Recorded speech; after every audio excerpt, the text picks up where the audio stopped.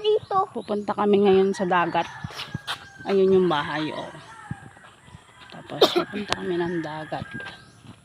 Uy, Ray! Uray? Anong uray? Si Amy Marcos, mami. Bakit nandito na pumunta yun? Dito tayo. Ay. Ito, ano ko yun? Uy! Lady!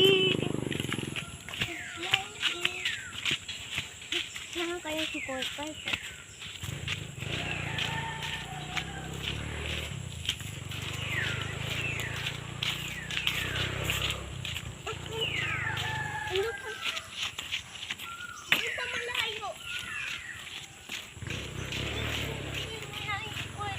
Ito yung daan papunta sa dagat.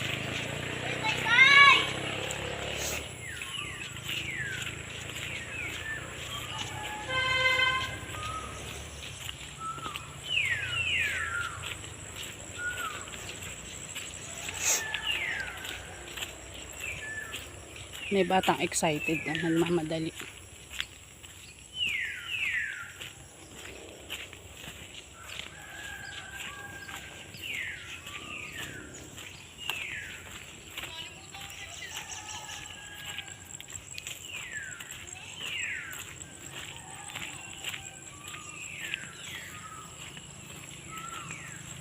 High tide daw ngayon.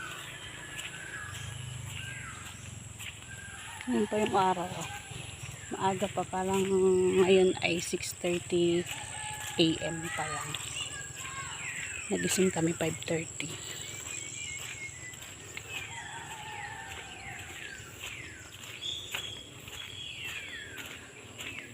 Mamadali yung dalawa, oh. Excited sa pag-swimming.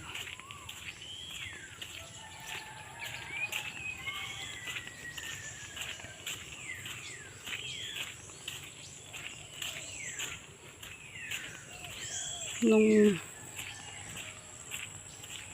dati mga 2018 malinis dito, walang mga ganyan matataas na damo, parang napabayaan na ng may-ari ng lote. Ngayon, ang tataas na ng mga damo.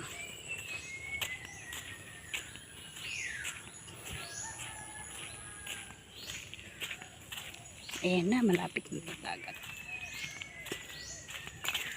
Ang ganda nito. Hindi siya bulaklak. Yung dahon niya merong parang cutics.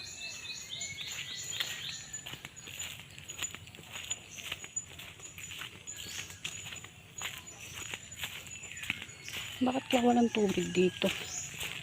Dapat pag high tide maraming tubig dito sa ilog, sa Pakatan. Pero ngayon wala, oh. Siguro low tide pa. Baka pataid pa lang.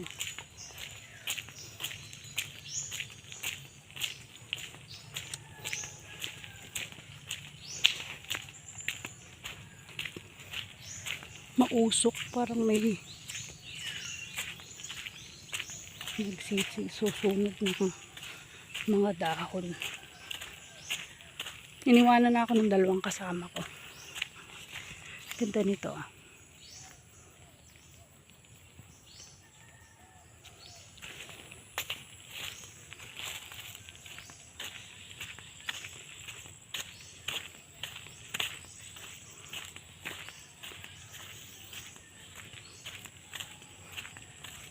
Exercise din sa umaga yung paglalakad.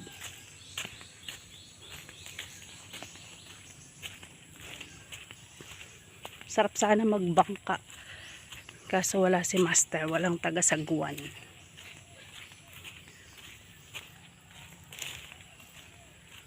Ayan na. Ang tabing dagat. Ang bulaklak ko.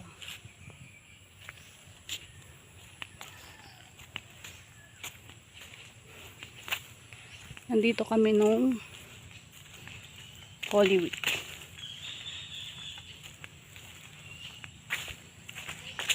Malaki taib. Umi, magubad ka ako ng damit kog na. Hubadin mo. Bakit? Bakit, mami? Para pag uwi mo may susuotin ka. Makulit talaga yung mga tao. May nakalagay na nga na bawal magkalat. Ako pa nagsulat niyan. Ayan. Pero, eto pa rin. Ayan, oh. Yan, mga kalat, mga disposable na cup.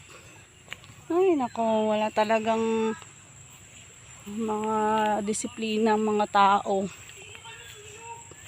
Lino, pinapayagan na nga silang mag-swimming ng libre. Tapos, dinudumihan pa nila is kasi uwi nila yung mga basura nila. Tanggalan naman. Oh!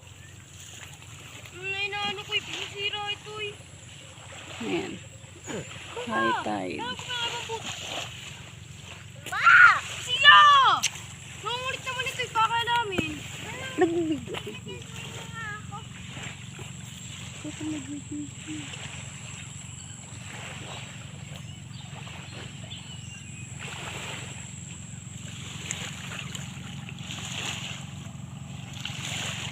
Pa-high tide pa to.